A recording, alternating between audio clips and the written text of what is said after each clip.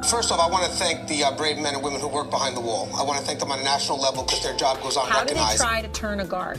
Well, correctional officer. Sorry, I apologize. But correctional officer. How you guys doing today? It's Anthony Gangi. Welcome to another episode of Tier Talk. Today, I'm going to toss this video over to Russ Hamilton. He's going to quickly discuss 4 things that can get you fired. 4 things that can get you fired. Yes, I'm sure there's many more, but these 4 things right here give you very little room to negotiate or compromise. It covers everything from can I trust you, negligence, corruption. It's just a great video, Russ. Great job. When we come back from our sponsors, I'm going to go ahead and give the video over to Russ, and Russ will break down the 4 things that pretty much, as I said, give you no room for compromise when it comes to keeping your job. All right, guys, check out the sponsor and enjoy the video. I wanted to attend a university that had an intelligence program. I wanted to look at problems different. I wanted to increase my critical thinking abilities. AMU offered those avenues to expand. Obtaining your degree as an adult, you're actually paying yourself and investing in yourself. You can't put a dollar on it, it's priceless. It's something that can never be taken away from you. American Military University. Learn from the leader.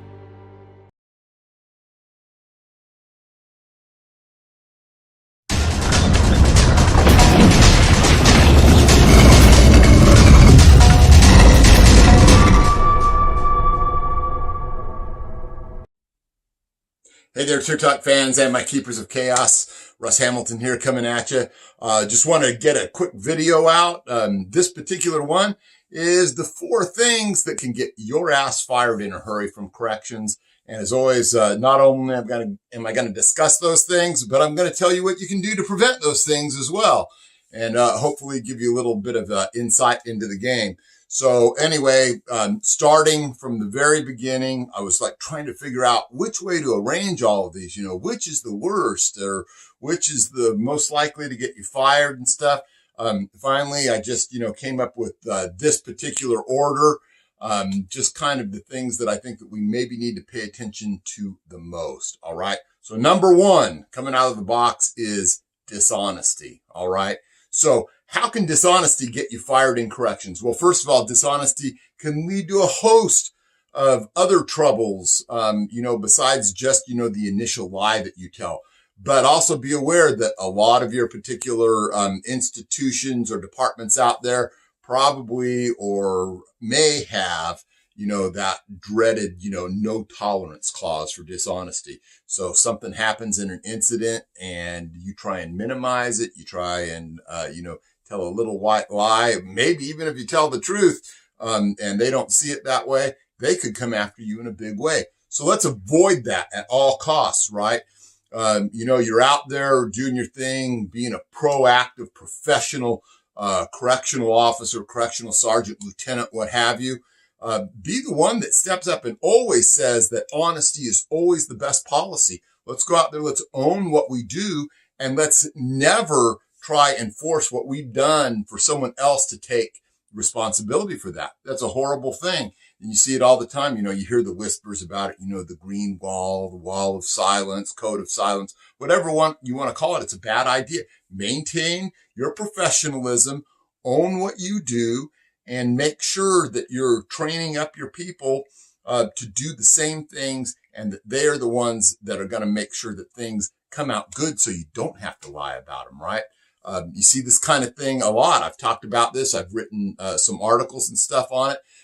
Don't minimize what you've done in an event, right?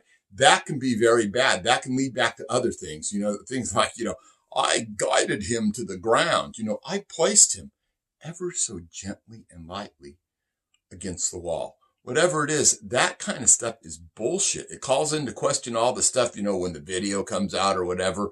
And, the, defending attorney is going to, look, this guy, he said one thing. Does this look like what he said?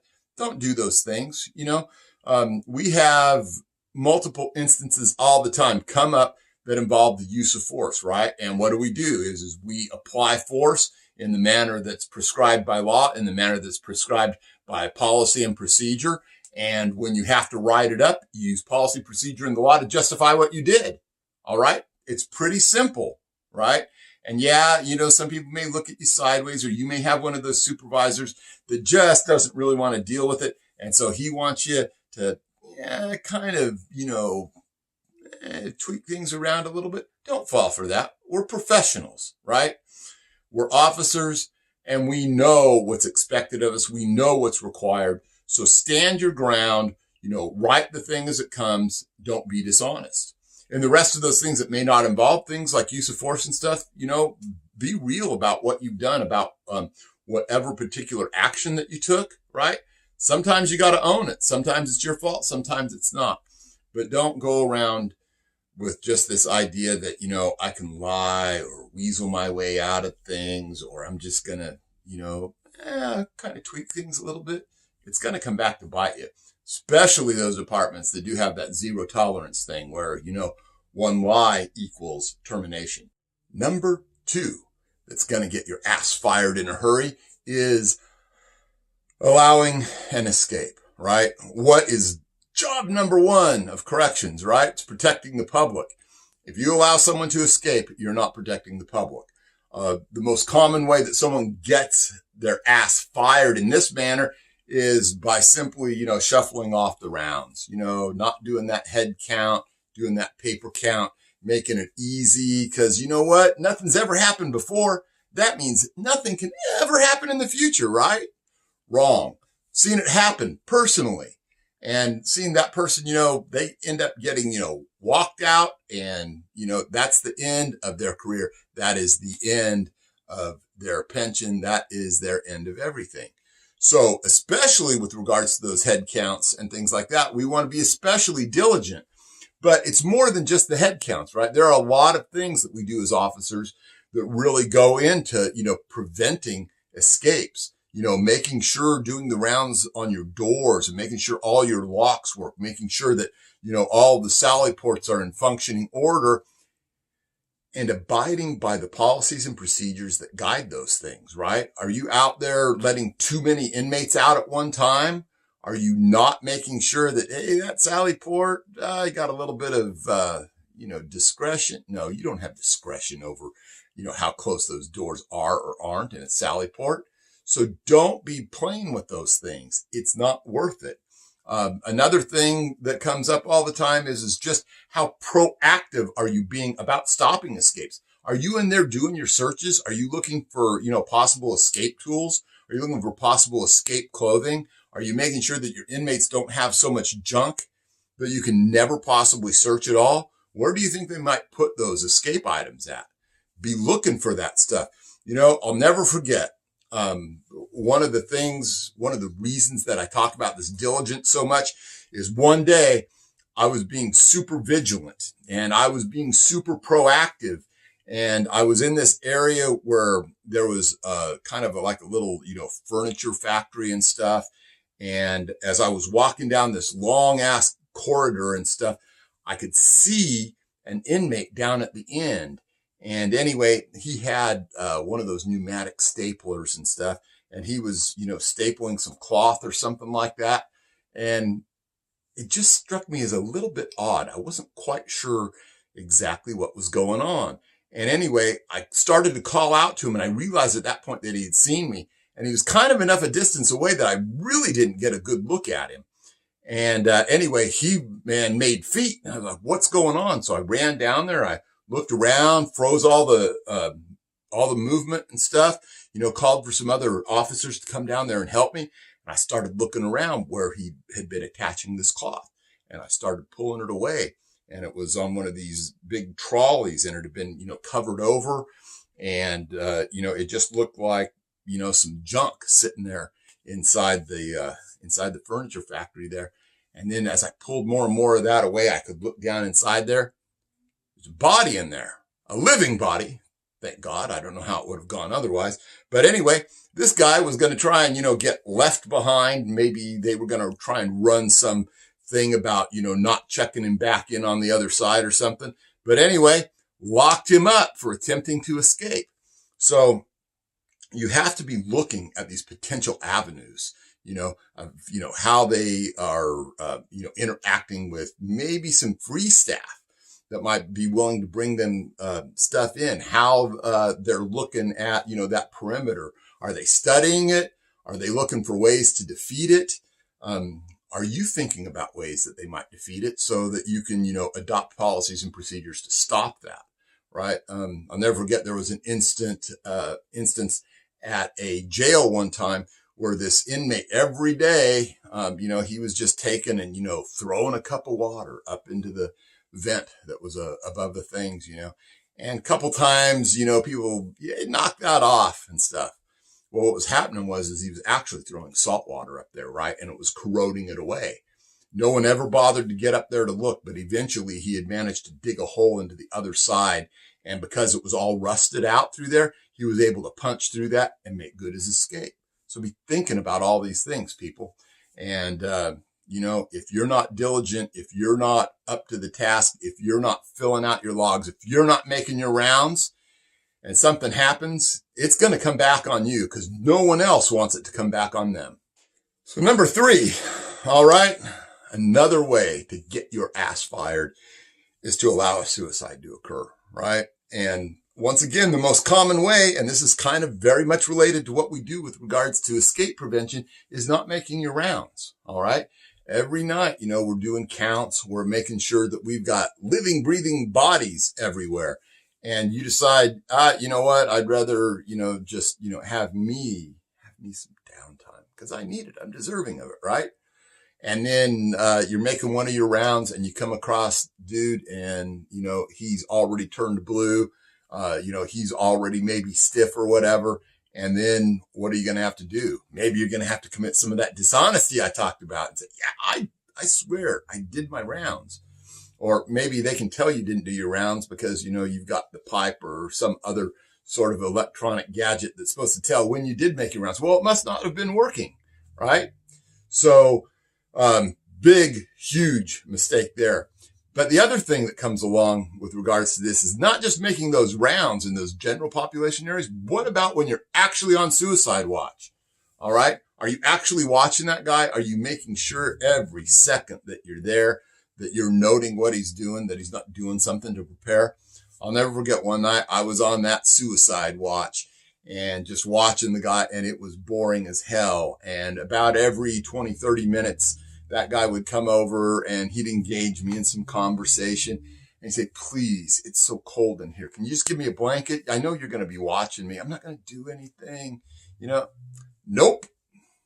Not going to give you a blanket.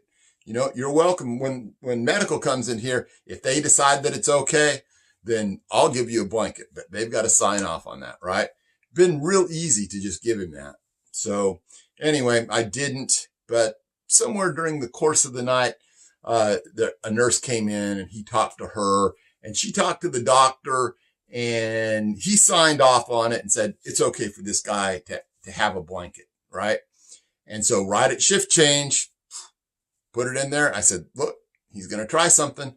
And sure enough, this inmate actually ended up committing suicide. But I wasn't there and I had done my part. And I had talked about in my report about the psychologist going ahead and signing off on everything. I was in the clear. There were other people that had to answer some very uncomfortable questions, right? So don't fall into this thing about, I can, slack by, I can get by with a little bit, maybe this guy really is cold and, maybe I should sympathize with that. Don't get caught up in it.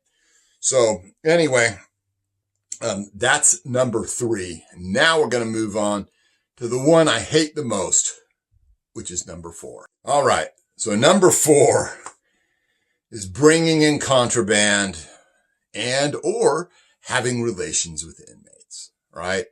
I don't have very much to say about that really, except for this. If you are an individual who has a proclivity towards doing those things, please quit and quit now. There's a lot of officers out there on the line that feel the same way about me as that, and that if they catch you, if they see you, they will put the bracelets on you then and there, and you deserve it, right?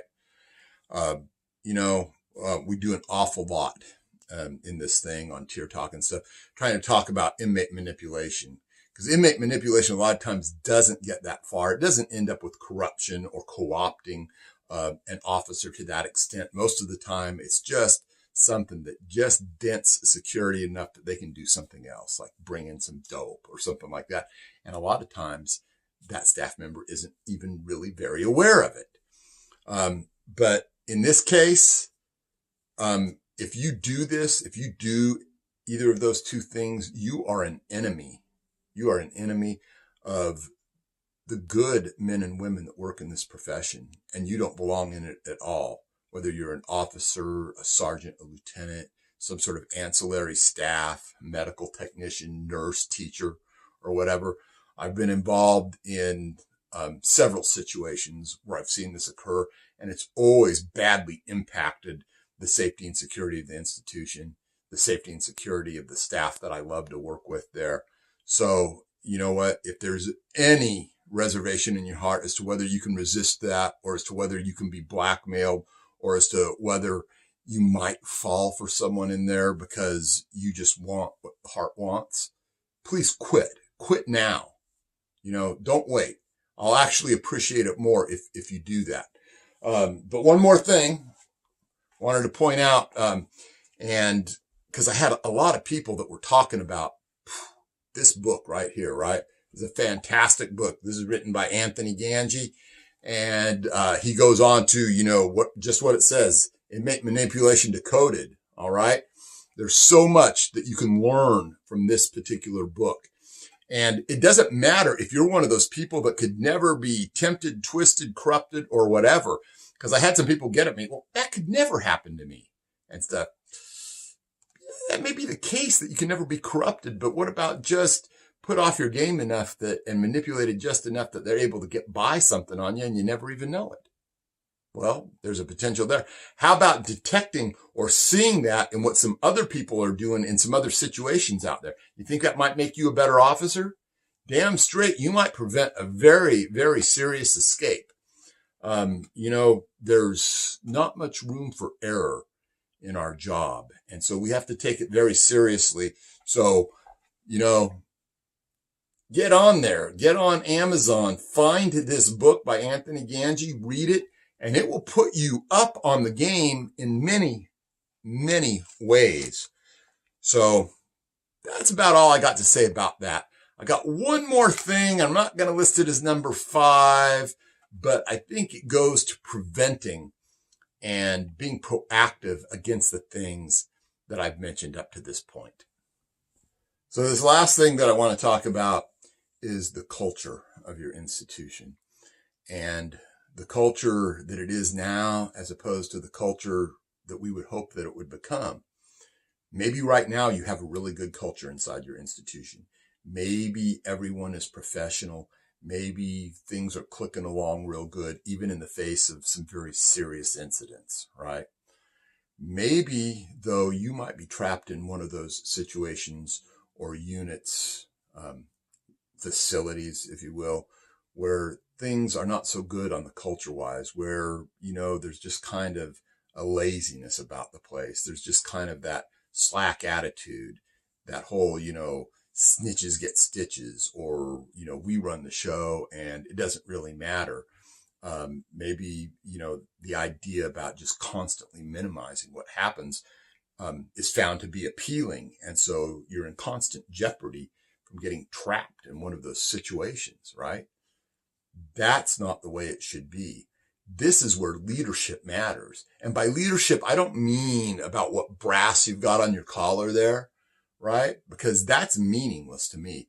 Anyone from the lowest level officer to a captain or whoever is out there actually in the trenches of your institution can be a leader, can be the one to step forward, can be the one to, you know, promulgate those policies, those procedures, those ideas, those concepts, and the philosophy behind being a professional correctional staff member, right? And it's all important, you know. There should be no one that's willing to lie for someone else, and there should also be no one who's willing to let anyone else lie for them. Stand on your own. Bring those features in. You know, if we put ourselves in a position where there is no slack to be had, those inmates can't get around that. It makes it that much harder to sue us. It makes it that much harder for us to end up in a situation where we get one of those, damn federal consent decrees because they found us slipping. All right. Never be caught slipping, but never put yourself in a position where you have to be dishonest about it either. Develop a culture inside your facility that matters, where everyone wants to train. Everyone wants to, abide by that policy and procedure. Everyone wants to make themselves better. And everyone expects good, solid, competent leadership out of the person that's on the next rung above them. All right. So anyway, I hope you guys have taken away something here that might save your job someday. Thinking about it in this way, I named them off, dishonesty, allowing an escape, allowing a suicide, or bringing in contraband and having relations, right? And then I talked more about, that culture, which is all important. Culture and the philosophy that you carry into your job every day really does matter, and it really can impact, how an entire unit runs. So anyway, this is Russ Hamilton signing off for now. Take care. Stay safe.